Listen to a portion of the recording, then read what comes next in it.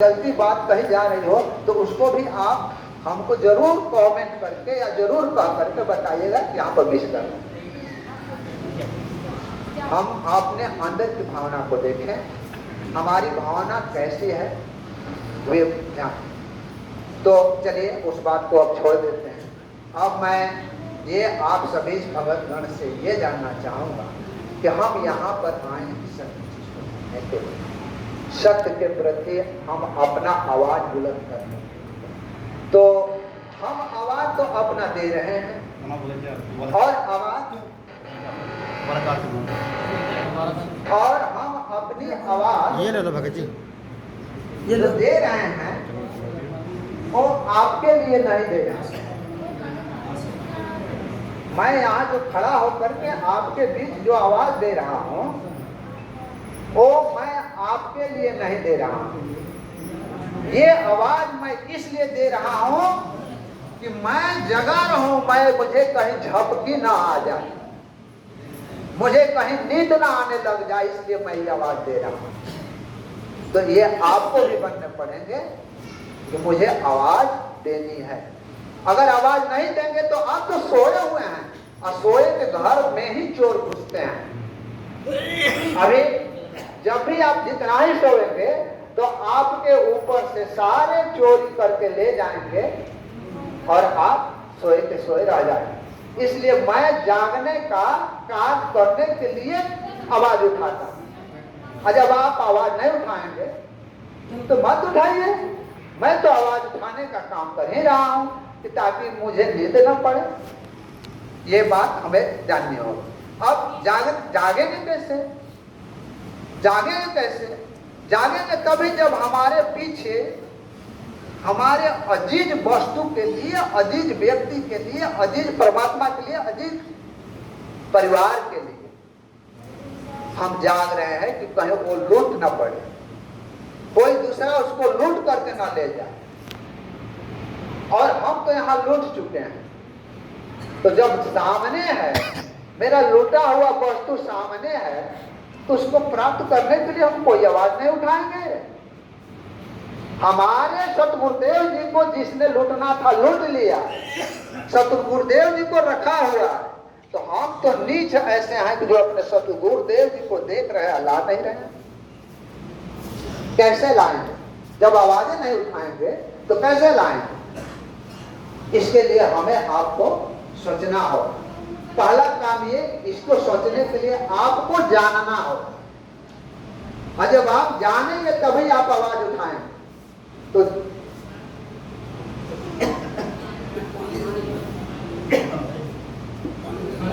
जल राम देवाती आवाज उठाने पड़ेंगे। और जब आवाज उठाएंगे, जानेंगे तभी।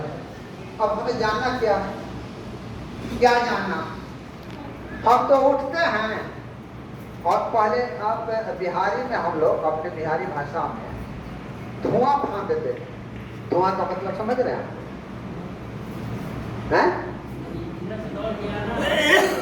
धुआं फांकते थे कि मतलब उधर खुदा हुआ रहता था और यहाँ ऐसे पीछे रहता था। तो वहाँ धुआं फांकते थे तो हम कितना अधिक से अधिक छलांग लगा सकते हैं, समझे ना? तो जब वहां से दौड़ करके आते थे तो ये पाया पर उठा करके छलांग लगाते थे, समझे ना? उसको धुआं फाना हम लोग बोलते थे बिहारी। जब धुआं फानते थे तो कुछ लोग बीच में ऐसे रस्सी पकड़ लेता था कि कितना हाइट फानता है, समझे ना? तो वो हाइट फानने वाले देखते नहीं थे कि कितना ऊंचाई है, वो फान जाते थे। और बस उस रस्सी में क्या होता था, उसका पेट पैर लपटाया, नाक भवन टूट गया। तो जानना है कि रस्सी कितने ऊंचाई पर है, हम उसको फांद सकेंगे या नहीं। आप फांद सकेंगे नहीं तो हम क्या करेंगे कि उतनी ऊंचाई पर चढ़े। तो मेरा कहने का मतलब यह है कि हमें आवाज उठाने के लिए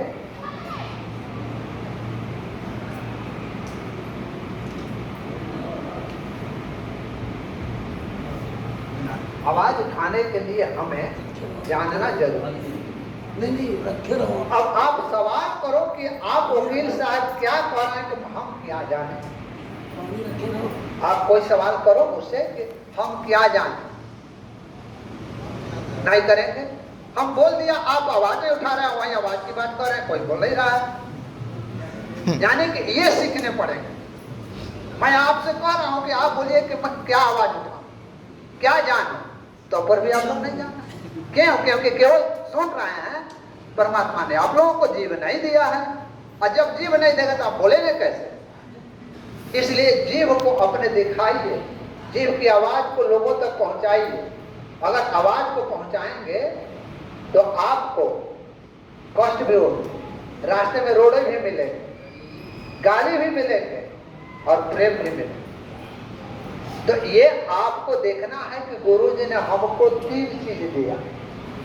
एक तो कान दिया, आंख दिया और जीभ भी दिया। तो आंख से तो पढ़ रहे हो, देख रहे हो कि गुरु जी कहाँ हैं, चले जाते हो, नाम खंड हो गया है तो फलाना हमारा शुद्ध कर देगा, तो फलाना हमारा शुद्ध कर देगा। कहाँ जा रहे हैं? अरे आप उसे बताओ कि आप शुद्ध कौन करने वाले होते हो, जब हमारे सतगुरुदेव जी को अंदर दिया, अंदर डाल दिया, और जब अंदर गए तो तुम्हारे लिए परमात्मा, अब बाहर गए तो उनके सिक्योरिटी में काले कमांडे लगा रखे हो। परमात्मा को कौन निकाल सकता है बाहर? परमात्मा को कौन कैद कर सकता है? परमात्मा को अंदर ठेल सकते हैं, परमात्मा को आप कमांडो बनकर के सुरक्षा कर सकते हैं। ये सवाल कौन कर रहा है? कोई नहीं। 2 आदमी कर रहे हैं, 3 आदमी कर रहे हैं पूरे भारत में। तो पूरे भारत में 2 आदमी के वो पिता हैं, 3 आदमी के पिता हैं, बाकी के तो सब वो पिता हैं ही नहीं। तो अपने पिता के लिए आप आवाज नहीं उठाओगे तो भाई मेरे पिता इतने समर्थ हैं कि जेल में जाकर के परमात्मा हो गए, और जेल से बाहर थे तो वो आत्मा थे। ये कौन कहानी है भैया? ये कोई कहानी? आप प्रश्न कीजिए भाई कि जेल में जाते हैं वो परमात्मा हो गए, और जेल से बाहर आते हैं वो हमारी तरह आत्मा हो गए। कि एक आत्मा को घेर करके, डाल करके और अंदर बैठा दिए। अभी वे जगदीश जी हैं, हरेंद्र भगत जी हैं, ये सब लोग गए हुए थे, और जिला कोऑर्डिनेटर आए हुए और स्टेट कोऑर्डिनेटर भी आए हुए। क्या कहा? कह रहा है कि परमात्मा सुरक्षित हैं जेल में। बिल्कुल काटना नहीं। हाँ बताइए, परमात्मा सुरक्षित है जेल में, अब डाल दिया। फिर क्या कह रहे हैं? वो पूछ लीजिए उनसे कि भाई हम सतगुरुदेव जी के आड़ में हमारा विकास हो रहा है तो आपको क्या जाता है? यही बात थी। हेलो, यही बात थी ना कि सतगुरुदेव जी के आड़ में हमारा विकास हो रहा है तो आपको काहे ऐसा कर रहे हैं? ये बताइए। उनके आड़ में हम विकास कर रहे हैं, और परमात्मा कहते हैं कि सतगुरुदेव जी के जो आड़ में आता है तो उसका विकास नहीं, भिखार होता है। जैसे आप सुन लीजिए, मेरा नाम तो भी याद नहीं रहता है। जैसे मैं कौन तो लकड़ी कौन तो राजा था जो लकड़ी अपना राज छोड़ करके लकड़ी बेच करके सूखा पत्ती खाओ करके और परमात्मा के प्राप्ति में, क्या नाम था वो हमको याद नहीं। इब्राहिम सुल्तान वगैरह। अब बताइए, ये जो धर्मदास जी थे कितने बीघे के वो मतलब कष्टकार थे, सारा कुछ छोड़ करके जा चले गए अपना धूमधाम में। वहीं देखिए गरीबदास जी के वो मतलब गरीबदास जी 1000 बीघे एकड़ या 1000 एकड़ वाले घर के बेटा थे, और वो वहां घर दौड़ करके छोड़ करके चले गए। तो परमात्मा तो गरीबी देते हैं और आप कहते हैं अमीरी देते हैं। बहुत से लोगों को सुना है कि हमारे पॉकेट में 1 पैसा नहीं था, परमात्मा ने हमको इतना पैसा दे दिया। अरे परमात्मा पैसा नहीं देते हैं, परमात्मा आपको धन नहीं देते हैं, परमात्मा केवल 2 चीज देते हैं। परमात्मा क्या देते हैं? परमात्मा देंगे गरीबी और अधीनी। इन दोनों के अलावा किसी को मिला हो तो बता दीजिए। यहाँ पर क्या अरे भाई मेरे पॉकेट में 5 रुपया था, 10 रुपया था, हमारे हरेंद्र भगत जी कल कह रहे थे, पता नहीं कहां से पैसा आ गया। ये मतलब बोल रहे हैं। तो परमात्मा, ये आप समझ लीजिए कि हमारे परमात्मा जब हमको पैसा देने लगे, नहीं, जब हम भूखे मरने लग जाते हैं तो हमको भोजन दे देते हैं, पैसा नहीं देते। जब वो पैसा देने लग जाएंगे और उनको पैसा देना ही होता तो काहे के लेके आएंगे, वहां सतलोक से सारा पैसा फेंक देते। जैसे लातारा जब भंडारा दिए हुए थे उसी तरह से वहां से फेंक देते कि लोग खाते जाओ खाते जाओ। तो परमात्मा पैसा नहीं देते हैं, परमात्मा देते हैं क्या, गरीबी और अधीने। जब गरीबी और अधीने दे देंगे तो हमारे अंदर उस परमात्मा की प्राप्ति के लिए कसक आएगी, और जब कसक आएगी तो इस अंदर में वह सतगुरु को देखेंगे जरूर। और जब सतगुरु को देखेंगे तो अपने सतगुरु की सेवा में अपना सारा निछावर कर देंगे। लेकिन हम क्या फोटो में निछावर कर रहे हैं, हम क्या भोग में निछावर कर रहे हैं, हम क्या भंडारा में निछावर कर रहे हैं। अरे भंडारा क्या है, भंडारा यह है कि भूखे को हम जाने देते। हम इतना ही कर सकते हैं कि हमारे पास दाना है तो आपको दाना दे सकते हैं। हम आपके लिए पियाओ कहां से लावेंगे, क्योंकि परमात्मा तो हमको उतना ही दिए हुए तो हम आपको दाना खिला सकेंगे। अब मेरे दाना को नहीं खाएं और पियाओ खोजेंगे तो भाई मैं कहां से लाऊंगा। अच्छा, हमसे काहे मांगना करता, आप उन्हीं से मांग लो, उन्हीं से मांगो जैसे वो मांगा था, जो किसान था वो मांगो। अब यहाँ छोड़ दीजिए, कहानी आगे बढ़ जाएगी तो परमात्मा कहते हैं ना, तो वहां चलोगे तो बहुत दूर जाएंगे। लेकिन फिर अपने प्रसंग पर आ जाते। तो मैं प्रसंग पर आप लोगों से प्रश्न किया था कि आप लोग को क्या जानना है, आपको सवाल करने के बाद पर हम यहाँ, लेकिन क्या जानना है आप अभी सवाल करिए कि क्या आपको जानना है, या सब जानते हैं। यानी मैं समझूं कि सब लोग जानते हैं। अब जब सवाल नहीं करेंगे तो मैं क्या जानूंगा कि आपको जानकारी है या नहीं है। तो ये मेरा कहने का मतलब ये है कि आपको जानना है, और जानने के लिए यहाँ पर जो बैठक हुई है केवल आंदोलन के लिए, और आंदोलन के लिए हमें ये जानना है कि हमारे सतगुरुदेव जी के साथ में किसने दागाबाजी किया, किसने षड्यंत्र किया, वह षड्यंत्रकारी आज क्या कर रहा है, किस कारण से हमारे सतगुरुदेव जी आज तक कष्ट उठाते आ रहे हैं। कि दांत में दर्द होता है तो अपने भाई बहन बेटा बेटी माता पिता को तुरंत उठाकर हॉस्पिटल ले जाए, दवा करा करके बेटा का दर्द ठीक हो गया, बाप का दर्द ठीक हो गया, लौट आते। संत राम बाजी महाराज के दांत में ज्यों ही दर्द होता है तो उनको दर्द की दवा खाने के लिए आवेदन देना पड़ता है कि मेरे दांतों में दर्द हो रहा है, कि डॉक्टर को जेल के अंदर आने की इजाजत दी जाए। आप बताइए, वह तो पटिशन दिए, न्यायालय क्या करता है, बहुत तेज गति से करता है। तो 2 दिन का टाइम कि सरकारी वकील या विपक्षी इस पर जवाब दो कि डॉक्टर को अंदर जाने दे उनको ट्रीटमेंट के लिए। तो वो 2 दिन तो जवाब देने में लिया, जवाब दे दिया तो 4 दिन और ले लिया। अब लोग अभी याद है, बहुत कम दिन हुआ कि गुरु जी के दांत में दर्द हुआ तो 1 सप्ताह तक मरते रहे। उनके उस फोटो को जाकर के कम से कम देख करके तो दंडवत करे, क्या उनकी स्थिति है, हम इस पर आ जाते। लेकिन वह 1 सप्ताह के बाद उनको ट्रीटमेंट के लिए डॉक्टर का अंदर जाने का आदेश हुआ। अंदर वो भी कैसे, डॉक्टर हमको रिपोर्ट दे कि आपके साथ कौन कौन स्टाफ जा रहा है। यहाँ तो साथ 1 हफ्ता हुआ और आदेश भी हुआ तो डॉक्टर को अब रिपोर्ट देना है कोर्ट में कि आपके साथ कौन कौन स्टाफ जा रहा है। उसमें 2 दिन और ले लिया और तब तक गुरु जी का सारा काम तमाम। दवा किस बात की? हम क्यों यहाँ भोग खा रहे हैं? हम क्यों मतलब इतना जोर से यहाँ भाग रहे हैं, वहां भाग रहे हैं, यहाँ सात संगति चल रहा है, यहाँ दिया बत्ती जल रहा है, वहां दिया बत्ती चल रहा है। और गुरु जी दांत का दर्द होता है तो 8 हफ्ता तक देखते हैं कि डॉक्टर आवे। आप ये सोचे हैं कभी? इस बात को आप जिहाद नहीं छेड़ेंगे। जिहाद का मतलब लड़ाई हो नहीं, मारझगड़ नहीं।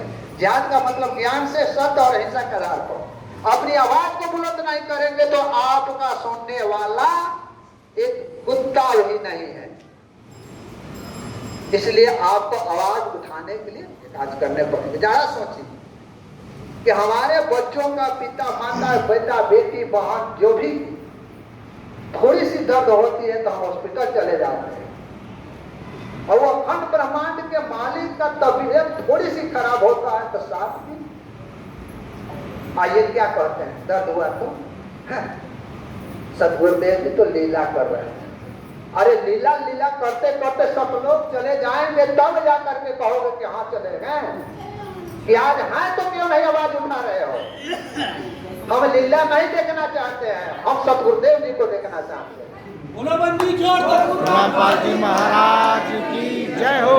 समझे ना? ये हमें आवाज उठानी होगी, और जब हम ये आवाज नहीं उठाएंगे तो नाक रगड़ लेंगे। आज ही मैं लिख देता हूँ कि गुरु जी जेल से ही चले जाए। 600 साल पहले चले गए थे। ये आप जान लीजिए कि अगर आप आवाज नहीं उठाते हैं तो अपने पिता को जिंदगी में कभी नहीं पाए। ये इतना है, और कोई तोड़ भी नहीं पाएगा, इसको कहीं हटा भी नहीं पाएगा। नहीं बोले, आपकी आवाज आ रही है, लेकिन आप इस बात को बहुत पहले से जानते हैं। आवाज आज तक नहीं उठा, लेकिन आज मेरी बात को सुन करके आपकी आंखों में ये जो टपकना स्टार्ट हो गया, ये गलत है। इसलिए इस बात को आपको नहीं, गुरु जी को तो गए हुए 9 वर्ष हो गए। उम्मीद है कि हम तो नहीं, अन्य भगतगण जैसे में बहुत से लोग हैं, उस लोगों में से केवल एक ही बचा हुआ, वो है रामचंद्र। इनको गाली गलौज और बेटा बेटी सबको कोठा कोठी कर दिया, यहां तक सुनने पड़े, लेकिन रोए नहीं ये, क्योंकि इन्हें गुरु जी चाहिए, इन्हें परमात्मा चाहिए। ये रोए नहीं, रोने से परमात्मा नहीं मिलता।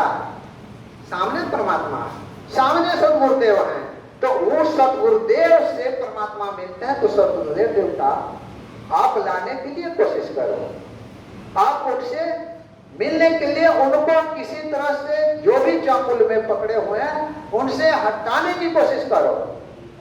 तो इस बात पर कोई ध्यान नहीं देता। हाँ, आज हम कह रहे हैं, आज हम चिल्लाते जाएंगे, आज हम चिल्लाते जाएंगे, गुरु जी के लिए कुछ नहीं करेगा। और कल ही एक गलत झूठ फरेब पीला पर्चा निकाल दे, ऑडियो वीडियो निकाल दे, तो सब यहाँ से उठ करके चले गए। क्या? क्यों? क्योंकि आपके अंदर उस सदगुरुदेव के प्रति कोई भी थोड़ी सी भी, क्या बोलते हैं उसको, दया। मारे तुम्हारे, इसलिए गुरु ने कहा है कि नाम ले लिया गुरु पढ़ो कुआं में। तो कुआं में तो है, हम ही ढकले हुए हैं। हम आवाज नहीं उठाएंगे तो हैं वहां, हम आवाज उठाएंगे तब हमारी आवाज को सुनेंगे। अब कहते हैं हम कि नहीं, बहुत से लोग ऐसे भी कहते हैं कि अगर आप काज कर रहे हो जो, और इतना आसान नहीं है, वहां तक जाते जाते थक जाओ, गिर जाओगे और फिर लौट जाओगे। हम लौटिए जाएंगे तो फिर वो हम थक गए, आप थक गए। जब हम लौटिए जाएंगे तो ये तो निश्चित है कि गुरु जी वहीं से चले जाएंगे, तो फिर किसका इंतजार कर रहे हैं? इंतजार किसका कर रहे हैं? लौट जाने दीजिए। एक कोई भगत गण है, नाम बता दो। हाँ, ये इनका नाम है वीर भगत है, इनकी चर्चा हो रही है। चर्चा में एक कहानी सुनाया, हम प्रभावित हो गए, बहुत काफी प्रभावित, अच्छा प्रभावित। लोग कह रहे हैं कि क्या करें क्या नहीं करें, कि आप आंदोलन कर रहे हैं। आंदोलन तो यहाँ किए 20-50 आए, धीरे धीरे धीरे धीरे वो हट जाए। मेरा काम है आंदोलन करने का, मेरा काम है आवाज उठाने का, मेरा काम है अपने से गुरुदेव के प्रति सत्य को रखने का। तो मैं करता रहूंगा, चाहे थक जाऊं या मर जाऊं, लेकिन करता रहूंगा। आप करें या ना करें, मैं अपने जागने के लिए ऐसा करते जाऊंगा, करते जाऊंगा। इसी पर इन्होंने एक कहानी सुनाया तो मुझे प्रभावित किया था, जैसे मैं आप लोगों को छोटी सी शब्दों में सुना देता हूँ। मैनेजमेंट नामक एक जो आग है, ये मैनेजमेंट का आग है। मेरा कहने का मतलब मैं वो कंपेरिजन करके चल रहा हूँ, आग और मैनेजमेंट। मैनेजमेंट कौन है, आरएसएस कौन है, ये आपको इस किताब से मिल जाएगी देखने को कि मैनेजमेंट वही है जो आरएसएस समिति वही, दोनों। तो वे बातें आप लोग किताब में पढ़ लीजिएगा। लंबे समय लगाने के बाद में किताब को लिखने में हमें समय लगे हैं 8 माह। तो आपसे बातचीत और चर्चा करने में भी 8 माह लग जाएगा। इसलिए मोटा मोटी उद्देश्य मैं बता देता हूँ, यहाँ वो किताब में आप पढ़ते जाएंगे। बहुत से भगत गण हैं जो इस किताब को लिखने के लिए विरोध किए थे, आज भी विरोध किया हूं। अरे मूर्खों, मैं आवाज उठा रहा हूं अपने जागने के लिए। मैं हर जगह दौड़ करके नहीं जाता। मैं हिमाचल प्रदेश जाऊं, मैं नेपाल जाऊं, मैं महाराष्ट्र जाऊं, मैं फलाना जगह जाऊं, कितने जगह जा करके आवाज उठाऊंगा और मेरा किताब चारों तरफ आवाज उठाएगा। इसलिए मैंने ये किताब को लिखा। और ये मूर्ख लोग जितने लोग हैं करते हैं, कौन आपको किताब कहा लिखने के लिए? अरे भाई, हम तुमसे पैसा मांग रहे हैं, ना रुपया मांग रहे हैं, ना तुम्हारे दिमाग को हम शेयर कर रहे हैं। मैं अपना सिर खपा रहा हूं, मैं अपना समय बर्बाद कर रहा हूं, मैं अपना जो है जो भी पैसा है वह लगा रहा हूं। मेरा सिर दर्द क्यों हो रहा है? मैं तो ये कर रहा हूं कि यहाँ कितने दिनों के बाद है, महीना दिन नोटिस डाले तो आकर के यहाँ पर हम ये 100 लोगों के बीच चर्चा कर रहे हैं। मेरा किताब इस 100 लोगों के बीच अगर हाथ में जाए तो वो अपने जगह कितना दूर तक जाएगा। मेरा किताब आवाज उठाएगा, आप नहीं उठाएंगे तो। इसलिए हमने ये किताब लिखा है। बंदी छोड़ सतगुरु रामपाल जी महाराज की जय हो। तो आप भगत से निवेदन मेरा यही है कि हर कुछ छोड़ दीजिए। आपको सद्गुरुदेव नहीं मिलना है जब तक कि आप आवाज नहीं उठाएंगे। सब तैयार हैं, आपको होना है। जय भगत जी, जय हो। मेरे लिए नहीं, आप अपने लिए, अपने लिए, जो ही आप अपना आवाज उठाना चाहें, अपने जागने के लिए। एक सवाल, मेरा एक सवाल आप सभी भगत हैं। अगर आप कर्म करते हो तो आपके पुत्र का, आपके कर्म का फल मिल जाएगा ये अध्यात्म में? भाई जवाब दो। कपड़े के बाहर हेलो बता दो, भीग जाएंगे, बारिश हो रही है। कपड़े जिनकी भी पहनी बारिश हो रही है। आपका कर्म इस अध्यात्म में जो कर रहे हो, तो आपका किया हुआ कर्म का फल आपको मिलेगा या आपके बेटे को मिलेगा? आप अपने लिए करो, अपने लिए आवाज उठाओ, अपने सदगुरु के लिए आवाज उठाओ, अपने बेटे के लिए नहीं। क्योंकि आपका कर्म किया हुआ आपके बेटे क्या, पत्नी, बेटा, बेटी, माता, किसी को नहीं मिलता है। आपका कर्म आपके ही फल मिलेगा। चाहे ये फल पर जाकर के मिले, चाहे ये सतलोक में जाकर के मिले, इसी लोक में जाकर के लेंगे। और दूसरी बात ये, मैं कोई आपका, अपने भाई का, अपने बहन का, अपने माता का, अपने पिता का मैं गुरु नहीं हूँ। यहाँ ज्ञान बांटने नहीं आया हूँ, यहाँ मैं दीपक जलाने नहीं आया हूँ। अपने गुरुदेव के प्रति हुए अत्याचार और अन्याय के लिए आवाज उठाने आया हूँ। सदगुरु रामपाल जी महाराज की जय हो, जय हो। तो हमें अपने को जागरूक करना होगा। हम किसी को जागरूक नहीं कर सकते। हम चिल्ला के कितना जागरूक करेंगे? ये क्या कहाँ है? यहाँ संख्या क्या है? विश्व की संख्या 8 अरब। 8 अरब में छोड़िए 8 अरब। 8 अरब में अगर आप आवाज 60,000 तक कर देंगे तो गुरु जी बाहर आ जाएंगे। सदगुरु रामपाल जी महाराज की जय हो। ये जरा सोचिए, सती प्रथा नाम सुने हैं ना? सती प्रथा जब चल रही थी तो उसका ये हुआ करता था, गांव समाज रीति रिवाज में है कि पति की मृत्यु जब हो जाती थी तो बेटी बहन मां को जिंदा उसमें डाल दिया जाता था या खुदाना पड़ता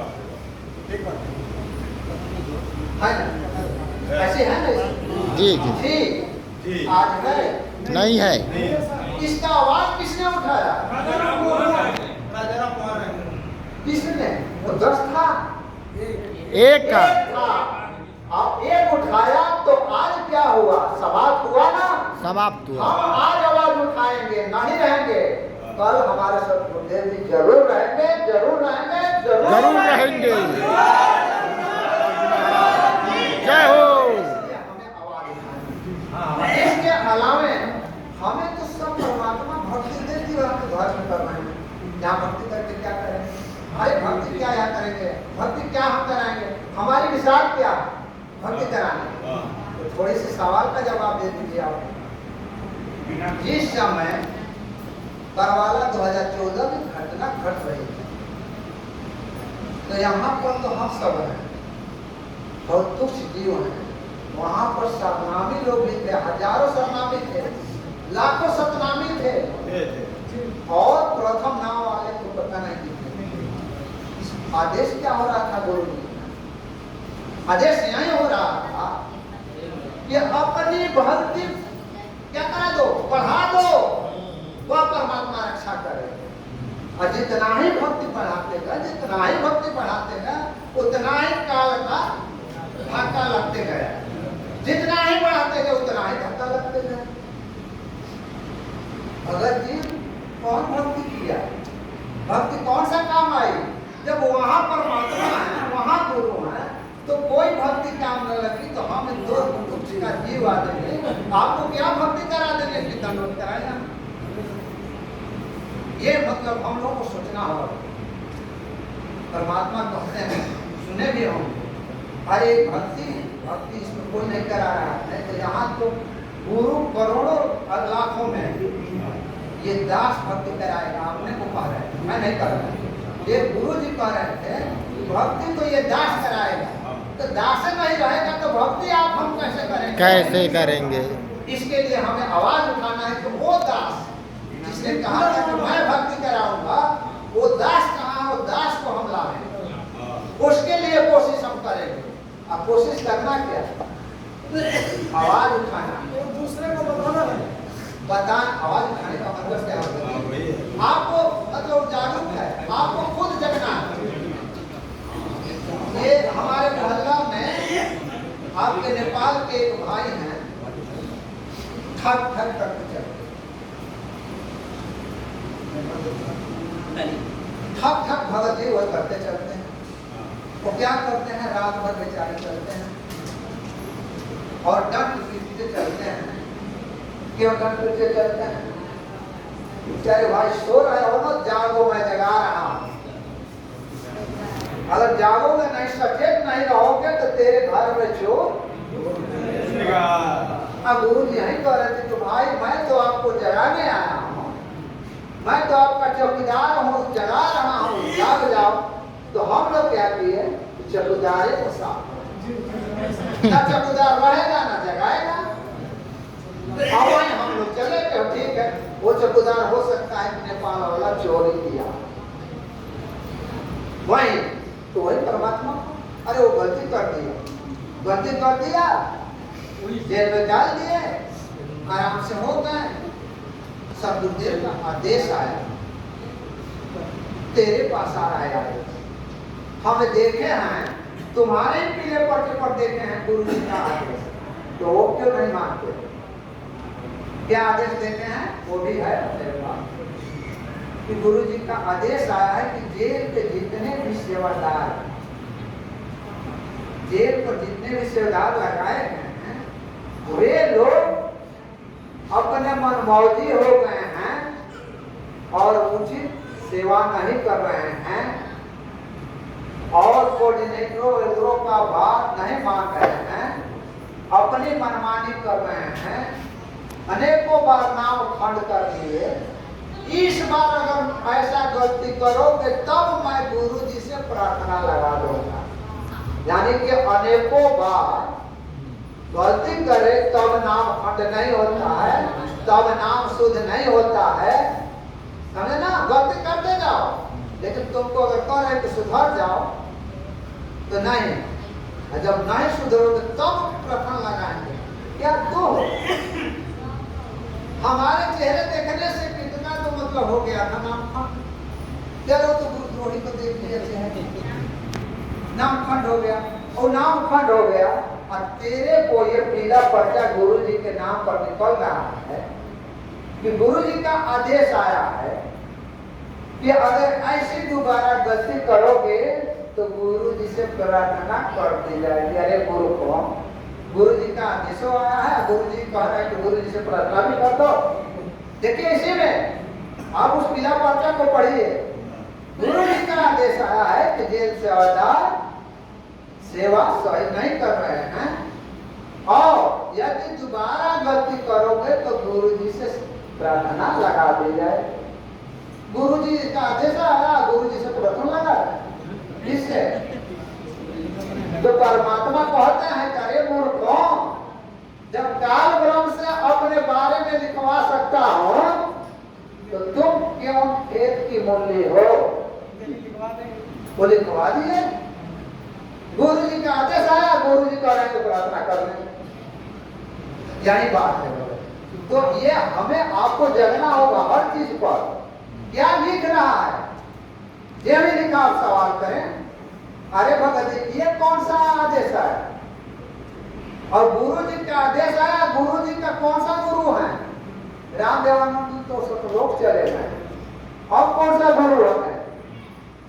तो अभी इसका क्या कारण है? वचन दास जी ले आए हैं एक मुनेन्द्र धर्मा ट्रस्ट का बोर्ड, तो उसका फाउंडर है रांधवा खत्री। वो लिख रहा कि गुरु जी का आदेश आया है,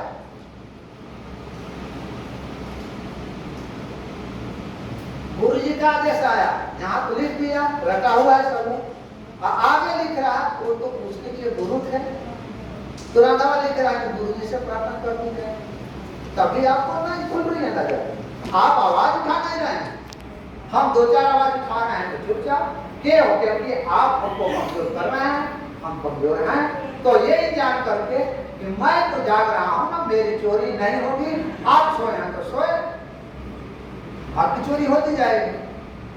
तो ये जागने हैं आप, जागने के लिए आपको अब पुनः मैं वहां आता, क्योंकि किसी बात को समझाने जाने आपको रखने के लिए हम जो ये आपका ये ब्रांच हो जाता है उस ब्रांच को फिर लेकर लौट कर जाना होगा। हमने आपसे प्रश्न किया था कि आपको आवाज उठाने के लिए जानना क्या है, आप बताइए क्या जानना है? अरे 9 बजे से स्टार्ट, सब लोग चिल्ला करके गायब हो गए। गुरु जी के 2 केसों में जो 429 430 में सजा हुई है,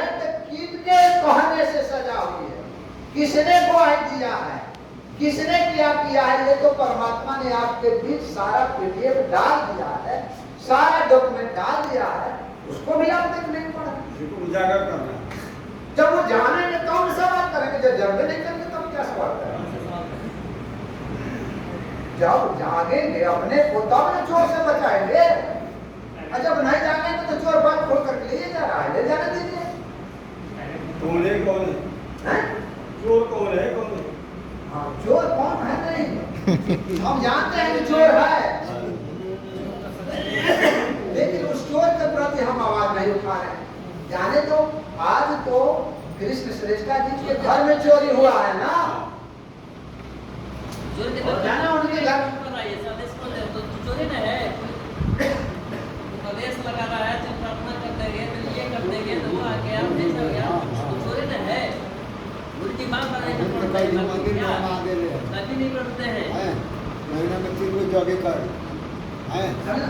ये नहीं होना चाहिए। ये आपके लिए फायदा होगा। श्रेष्ठा जी हमारे बगल वीर हैं, छोड़ उठ के यहाँ चोरी हो रहा है तो चोरी होने दो, हमारे यहाँ तो नहीं हो रहा है ना, तो जाग रहे हैं। अरे जाग रहे हैं, हो सकता है कि एक दिन झपकी आपके पास भी आएगा, उनका तो साफ हो गया, आप भी साफ हो जाए, इसलिए आप जागिए, जागिए, और जब जागेंगे तो निश्चित है कि दूसरों को जगाएंगे। अरे गुरु जी क्या कहते हैं, बच्चा को क्या सकते हैं, बच्चा जिसका ज्ञान नहीं होता तो निडर होता। आप उसके साथ उसके पास विषय का सब क्या करते रहेंगे, आप रख देंगे, डर से भाग नहीं जाएंगे, लड़का तुरंत पकड़ेंगे। क्यों? क्योंकि उसको ज्ञान नहीं है, इसलिए वो निडर है। हाँ, आपको ज्ञान हो गया तो मतलब निडर नहीं होगा,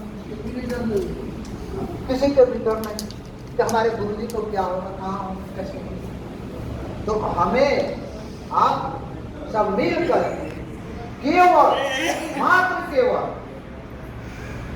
क्योंकि अगर मतलब टेक्निकल चीज पर जाएंगे तो आपको लाख कहते बताते रह जाएंगे, आप समझेंगे नहीं, क्योंकि हम एडवोकेट हैं। एडवोकेट में टेक्निकल चीज कौन क्या होता है, कहाँ होता है, ये आप नहीं जानेंगे। और 429 430 का अगर अध्ययन आप करते हैं, उसकी जानकारी पूर्ण कर लेते हैं, तो आप दूसरे से सवाल करने के योग हो जाएंगे। आपने ऑडियो सुना है, ऑडियो सुना होगा हमारे रामचंद्र भगत जी और जेके कंकड़ का, सुना है? सुना है बड़े जी। वो पहले क्या कह रहा है, वो पहले क्या कह रहा है, आप वकील हो, उसको डर है केवल सवाल से।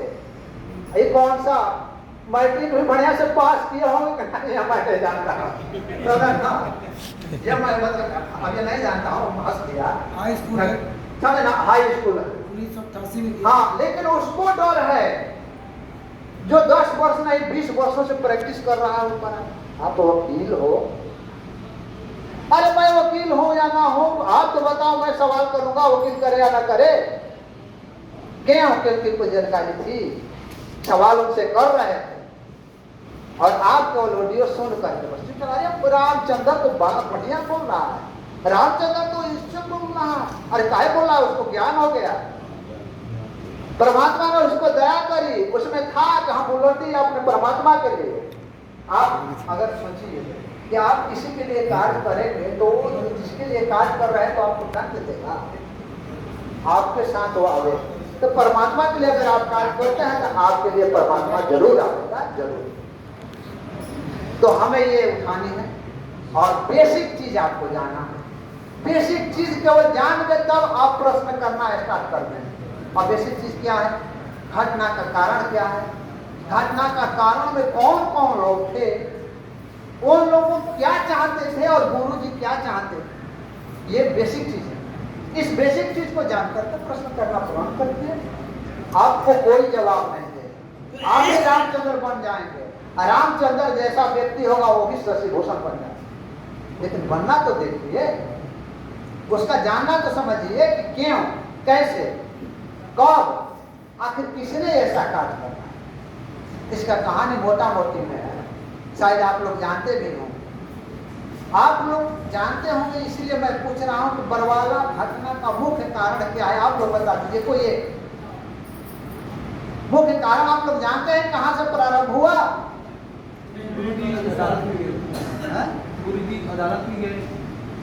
किस अदालत में?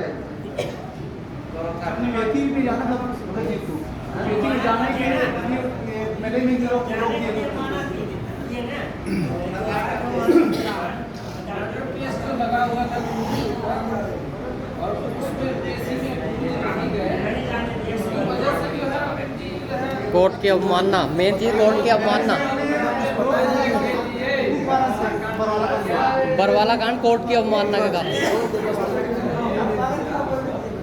मतलब कि आप लोग वास्तविक फैक्ट को जानने के लिए कोशिश नहीं, कोशिश नहीं करने के कारण आप अपने आप को बुलंद नहीं कर पाते हैं किसी सवाल। भाई ये 18 नवंबर 2014 की घटना का बीज बोया गया हिसार से। हिसार में हुआ था 14/7/2014। ये बीज बोया गया। किसने बीज बोया था? राष्ट्रीय समाज सेवा समिति। राष्ट्रीय समाज सेवा समिति का संचालक कौन था? राम कंवर था। उसका सेक्रेटरी कौन था?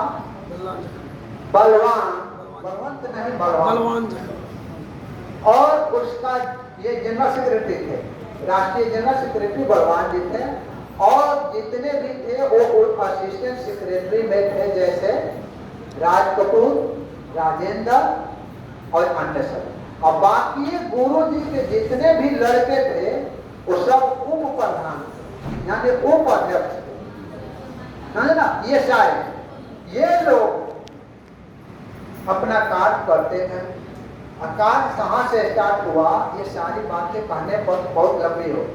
मौखिक रूप से आपको बता देता हूँ।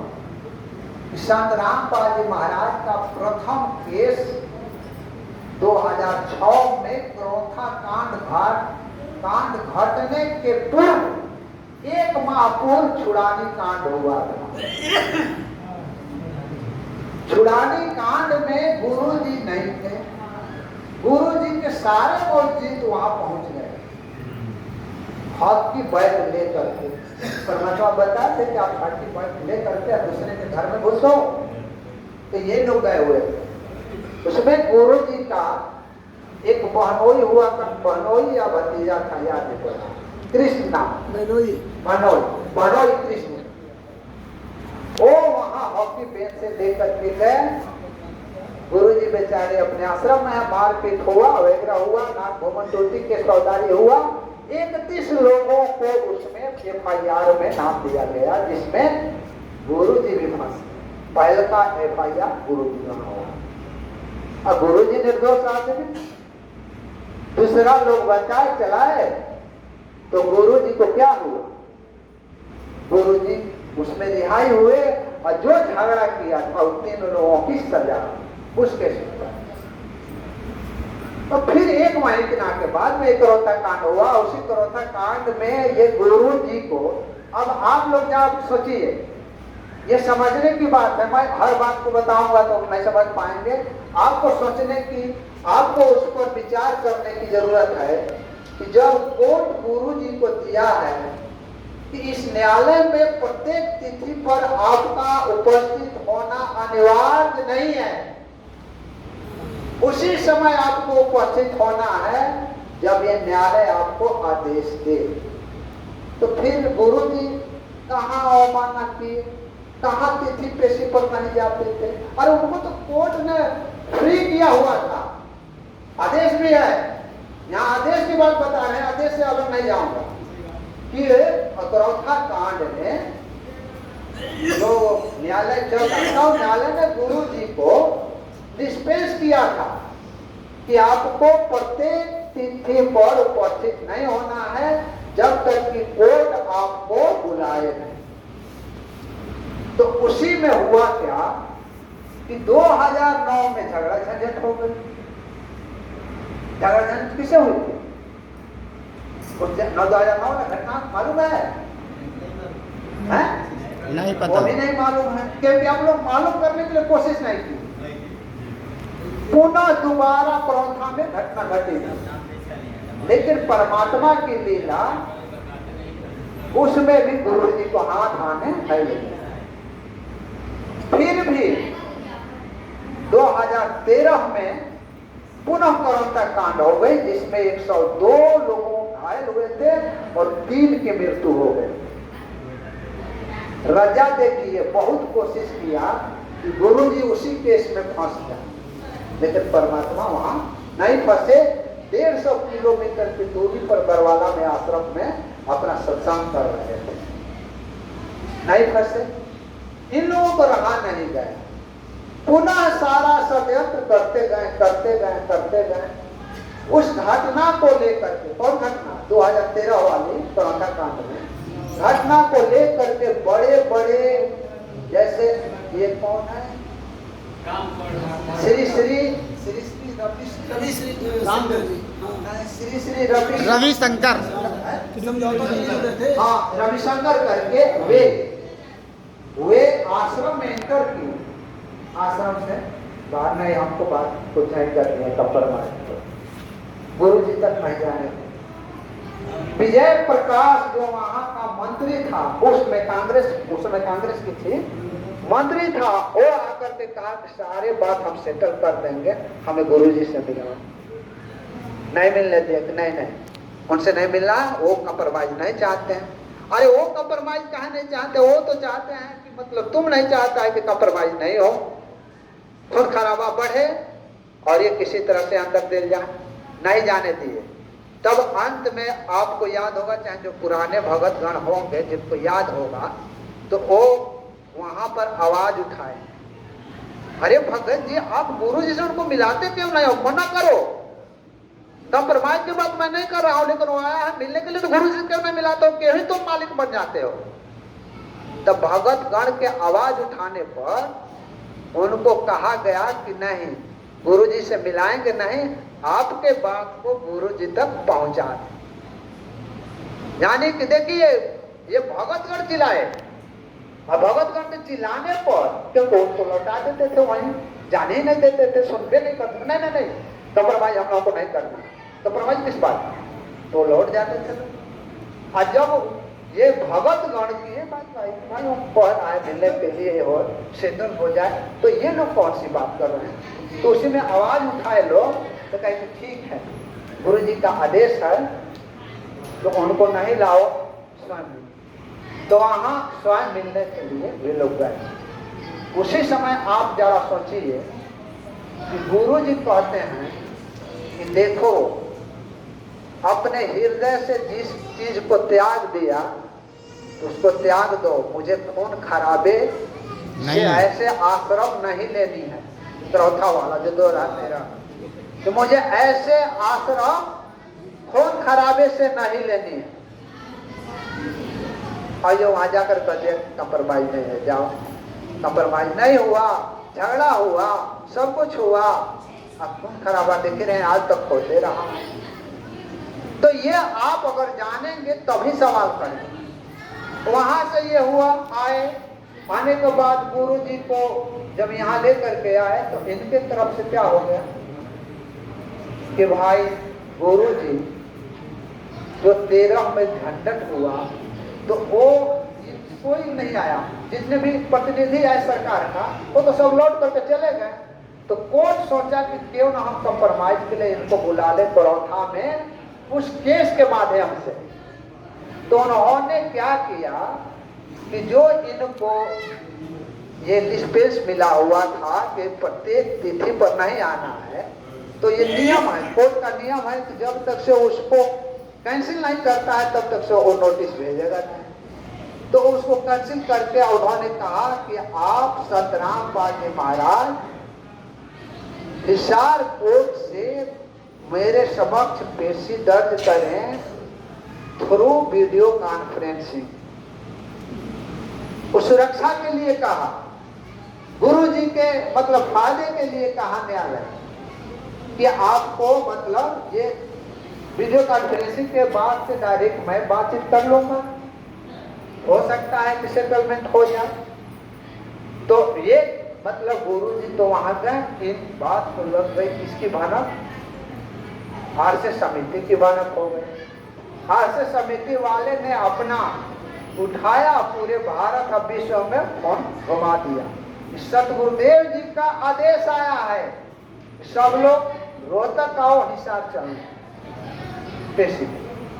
और जब केसे नहीं था तो पेशी पर हिसार क्या जाने की जरूरत थी? उसमें कितने लोग भारत गए होंगे? हाँ बगल में गए थे, आप भी गए हैं, आप गए हैं, आप गए हैं हिसार? अरे घटना के पूर्व में गए हैं ना आप नहीं गए? आप बताइए। लेकिन बहुत से ऐसे लोग गए हैं जो मतलब हिसार में रात में जो पूरे शहर को और रोड को जाम कर दिया गया था।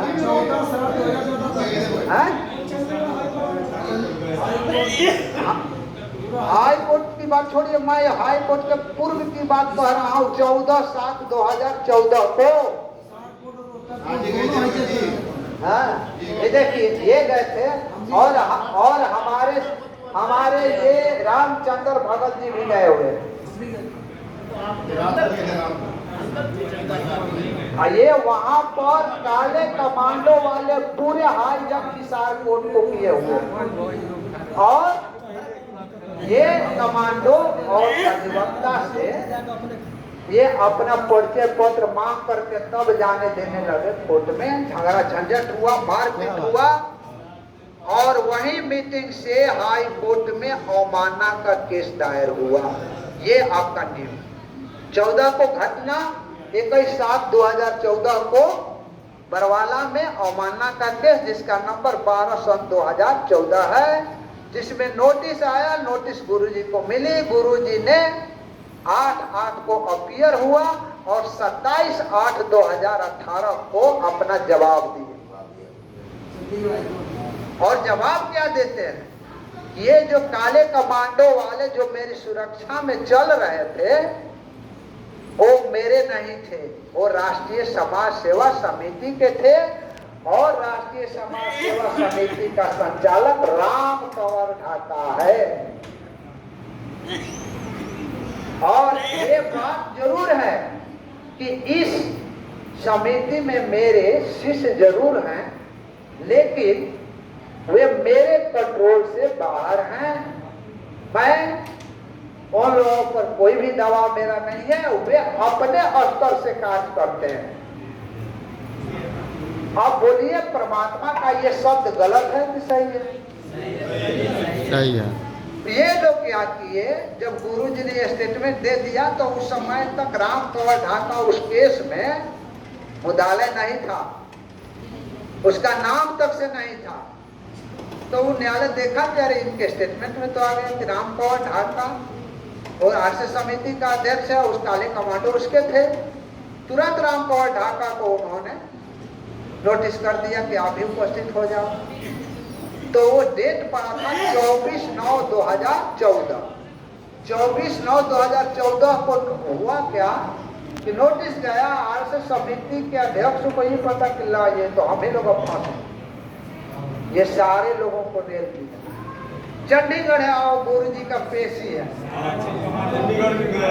तो सब लोग चंडीगढ़ चले गए और 17 सेक्टर में जा करके देखे कि लाखों से ऊपर भगत वहां पहुंचे थे। और हाँ, वहां जब पहुंचे तो आरएसएस समिति वाले क्या कह रहे थे,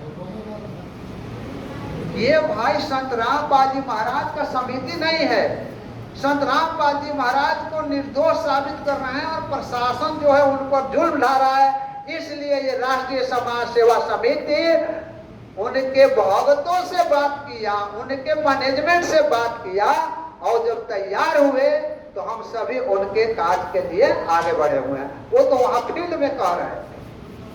हमारे ऊपर भी गाय के भ्रम का ये नशा जो होता है, भंग का नशा, शायद हो सकता है और सासाराम का भंग खा लिए होंगे, समझे ना। तो वहां इतना भूले पड़ते कि शब्द को भी हम लोग नहीं पढ़ता। और जब ये हुआ, आज क्या हुआ, 24 तारीख को उसको हुआ तो ये कर दिया, चल दिया। और 24 तारीख को उसको राम कंवर ढाका के बारे में देखिए अब कहां से षड्यंत्र स्टार्ट। जब उसको लगा कि 24 तारीख को आना है तो उसने लोगों को बुलाना कह दिया और आप लोगों को लिखा। और चंडीगढ़ जो है ना, वो चंडीगढ़ में कितने मतलब डीजेपी हैं आप जानते हैं सब कोई? नहीं जानते हैं। वहां 3 डीजीपी बने, एक केंद्र शासित प्रदेश का और दूसरा पंजाब और हरियाणा का डीजीपी, तीनों डीजीपी बने। इन्होंने यानी राम कंवर ढाका आरएसएस समिति ने बजाबता लेटर लिखा कि हम इस तारीख को आपके चंडीगढ़ में आते हैं, रोकना है तो हमें रोक लो। अब जरा देखिए कौन धमकी दे रहा है, कहां गुरुजी का फंसाने के लिए षड्यंत्र की जा रही है। और आपको बुला दिया, उनको कहा कि आरएसएस समिति आ रही है, इतने भक्तों का सदस्य यहाँ आ रहा है तो रोकना है तो रोक लो। और आपसे क्या कहा, यही आरएसएस समिति वहां तो प्रशासन को कह दिया कि मैं आ रहा हूं, आरएसएस समिति आ रही है, आरएसएस समिति के सदस्य आ रहे हैं। और आपसे क्या कहा, गुरुजी बुलाए हैं पेशी पर, आप सभी लोग चंडीगढ़ पहुंचे हैं। यही षड्यंत्र है, आप इसी को उजागर करना है आपका। और सब कुछ लेटर वगैरह आदेश आदेश जो हो ना, जब जरूरत पड़े तब हमसे मांग लेना, लेकिन मैं व्हाट्सएप पर नहीं दूंगा। वे जज करके उसका विरोध करने वाले को दूंगा कि देखिए ये विरोध करने वाले हैं, उसी को दूंगा। जनरल नहीं दे दूंगा कि आप जहां कहीं हैं चले जाए और उसका डिफेंस लेते चले जाओ, सब कुछ लेते चले जाओ। तो ये मतलब है। तो वो क्या किया, तो वहां तो दे दिया, वो उठा कौन, तीनों डीजीपी प्रशासन चिट्ठी लिख करके कोर्ट में डाल दिया कि ये किस प्रकार की धमकी दी जा रही है चंडीगढ़ पुलिस प्रशासन को। हम लोगों के पास चुंगी भर, क्या बोलते हैं इसको, कांस्टेबल, चुंगी भर कांस्टेबल से ये मॉब जो है कंट्रोल नहीं हो पाएगी। तब आंख खुला किसका, वो तो कहते हैं हम लाखों भगत आएंगे, रोकना है तो रोक लो। और यहाँ कह दिया कि गुरुजी आए हैं। और फिर वहां वो प्रशासन अपने बचाव के लिए पर आए कि हमारे पास पुलिस कहाँ है, हम इतने मॉब को कैसे कंट्रोल कर सकते हैं। तब वो देखा तुरंत देखने के बाद में वो क्या किया, कहा कि मतलब बैरिकेडिंग लगाना, बैरिकेडिंग यहाँ क्या बोलते हैं स्टेशन पर बैरिकेडिंग लगाया। और 17 सेक्टर में मतलब इन लोगों को परमिशन था तो परमिशन ये मतलब जाकर के न्यायालय में दे दिए। न्यायालय में दिए तो न्यायालय कहा कि भाई ये तो सुरक्षा करना मेरा धर्म है, ये मांग लिया पटिशन। इन्होंने बोला, तीनों डीजीपी को बुलाया, चंडीगढ़, ये पंजाब और उनसे पूछा कि आप बोलिए इस मॉब को कंट्रोल करने के लिए कितनी टुकड़ियां देते हैं। तो उसी में पंजाब हरियाणा बोला कि कौन कौन तो कमांडो जो हम लोग को देखे भी नहीं, समझे ना, इतने कमांडो, इतने बड़े कमांडो कि मतलब वही समझिए सारे कमांडो, कोई 5 टुकड़िया में दिया, कोई 3 टुकड़िया में दिया, कोई मतलब चंडीगढ़ में तो छोटे थे, वो सारे लोग को दे दिया। अब जरा सोचिए, आप मतलब थे, गुरुजी ऐसा कहे थे, आप तो गुरुजी आदेश दिए थे, तो गुरुजी आदेश देवे नहीं किए थे लेकिन कह दिया, तो अब तो क्लियर हो गई, आज क्लियर हो गई। आज परमात्मा ने सारे डॉक्यूमेंट आपके बीच में ला दिया। आज क्यों नहीं सवाल करते हैं कि ऐसे षड्यंत्र करके हमारे गुरुजी को कहां से कहां पहुंचा दिया। अब पहुंचा करके कहते हो कि परमात्मा है, वो समझ क्या थे? हैं? तो ये आपको हमको समझने पड़ेंगे, जानने पड़ेंगे, आवाज उठाने पड़ेंगे। तो ये ऐसी ऐसी घटना की है, यहाँ घटना यहाँ की है, बैरिकेडिंग लगाया, बैरिकेडिंग को लोग जबरदस्ती काले कमांडो वहां भी तोड़ा था, इतना प्रशासन ने पेट्रोल किया था, नहीं तो उसी समय घटना होने वाली थी। कोर्ट ने कहा कि बैरिकेडिंग वहां लगा दीजिए, वहां लगा दिया, और बैरिकेडिंग को ये काले कमांडो 10 मिल करके सारे भगत से तोड़वा दिए थे। बैरिकेडिंग में टूटा हुआ है। तब कहा दूसरी बार 5 तारीख को आया, तो 5 तारीख को जब आया तो इन्होंने क्या किया? इन्होंने क्या किया कि इनको स्टेशन से बाहर जाने के लिए स्टेशन पर रोक दिया था। आप लोग स्टेशन पर गए होंगे, तो स्टेशन पर रोक दिया। हाँ, स्टेशन पर हम भी थे, हम दोनों बात चंडीगढ़ गए। हाँ, स्टेशन पर हम थे, और ये कौन सी गाड़ी होती है, तो उस गाड़ी के ऊपर 400 नहीं, कौन तो ना मैजिक, उसके छत पर खड़ा होकर के भाषणबाजी कर रहा है। ये राम कंवर ठाकुर भाषणबाजी कर रहा है, भक्तों को मतलब ये बता रहा है, उकसा रहा है गलत कार्य करने के लिए। सारा कुछ कि लाठी जो है, आप लोग सुने होंगे कि ये झंडा जो है, ये झंडा लगा, हाँ, ये झंडा जो है, ये झंडा है, इसको पलट दीजिए तो डंडा बन जाएगा। हाँ था ना, हाँ, लेकिन कल हम लोग, हमको भी उसका ध्यान नहीं था। जलराम उनको पकड़ने का आज पकड़ रहे हैं, बोल रहे हैं, लेकिन ध्यान उस समय नहीं था, क्योंकि हम भी भंग पिए हुए, उन्हीं लोगों का भंग पिए हुए। यार भाई, जिस झंडा को कह रहा हूँ पलटेंगे घंटा, तू तो पलटने आए भी किया है यहाँ, और खड़ा होकर तू कह रहा।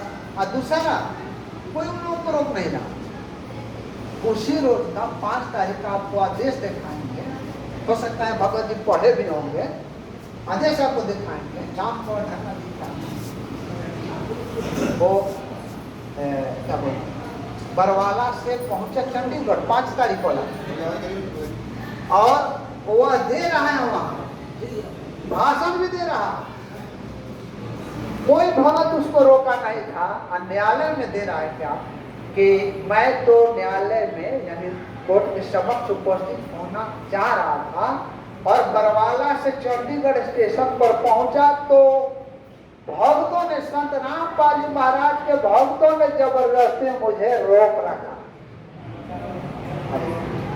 न्यायालय में आप बताइए, आप में से कौन रोके हुए था उनको? अपनी सारी जो दोष था वो डाल दिया इसी पर, क्योंकि आपको कटवाना चाहता। इशार में तो कटवाने से बच गए, वहां से अब यहाँ कटवाना चाह रहा था, बैरिकेडिंग करवाना चाह रहा था। अरे भगत जी, वो कौन रोका था? कोई तो भगत रोका नहीं था आपको, आवाज लेकर के बोल दिए। तो ये ऐसे ऐसे षड्यंत्र किए हैं, इसको आपको आवाज उठानी पड़ेगी। इसके लिए आप जो है कुछ अपने को जगाएं, और जब जगाएंगे तो सब आपके सामने आके चलाएंगे। और इसके लिए आपके पास काफी होगा, हम समझ रहे हैं कि 155 पाना का 129 है, 429, और 115 पाने का 400। तो खूब ज्यादा हम अगर दोगुना भी कर देते हैं 2 रुपए के हिसाब से, तो 150 दूनी 300 हमारा सदा के लिए हो जाएगा चिल्ला।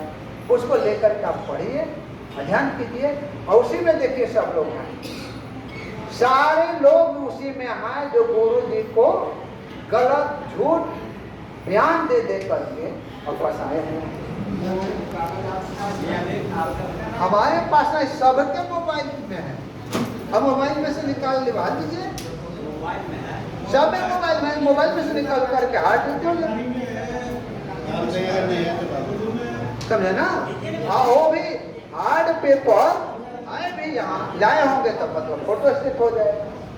आप लोग उसको कोशिश कोशिश करते हैं।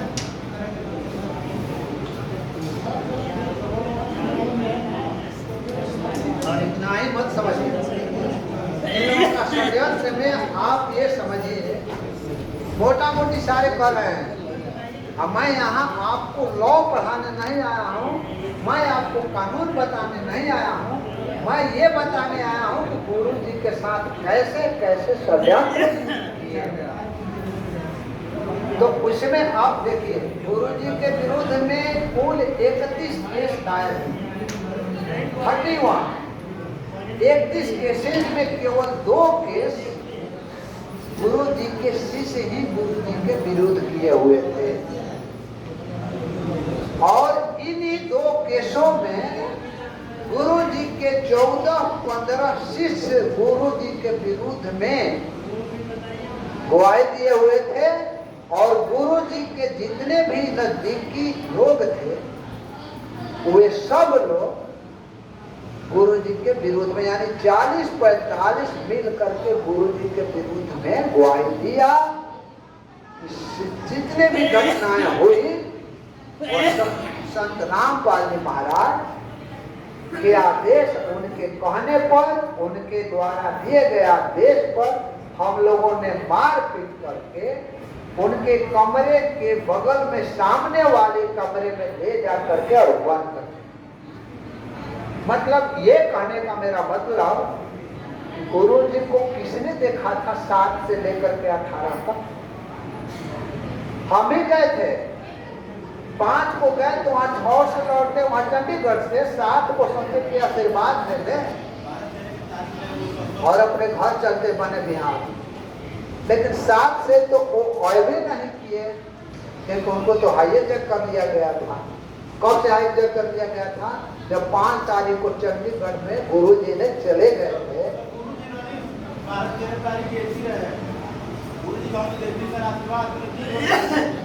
एक बजे से 5 बजे तक आशीर्वाद 5-11 को आप बात कर रहे हैं, 4 की तारीख है, 4 केवल चंडीगढ़ में तारीख है। नहीं, आप नहीं जानते, 4 तारीख नहीं था। आपको बता देते हैं, ये नहीं, ये बता देते हैं। जब चिट्ठी पढ़ा ना, ये जब चिट्ठी पढ़ा तो वो कोर्ट जो है पटिशन पढ़ा, पहले तो 5 तारीख को दिया था।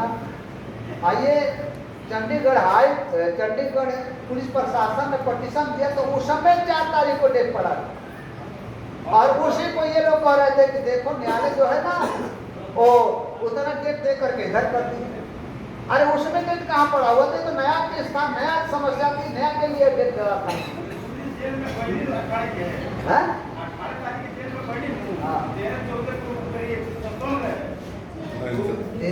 नहीं था, आप नहीं जानते हैं।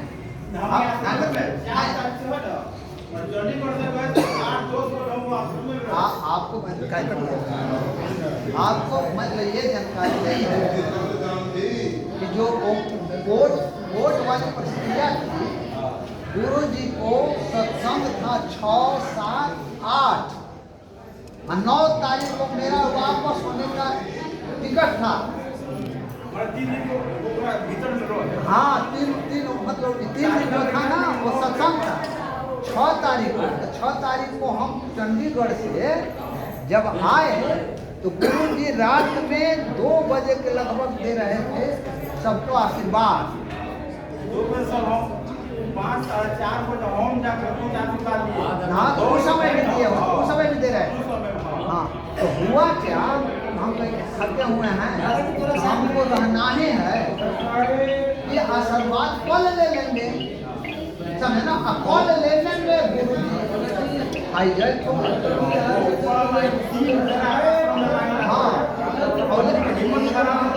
हाँ, हाँ बाबू, हेलो हेलो।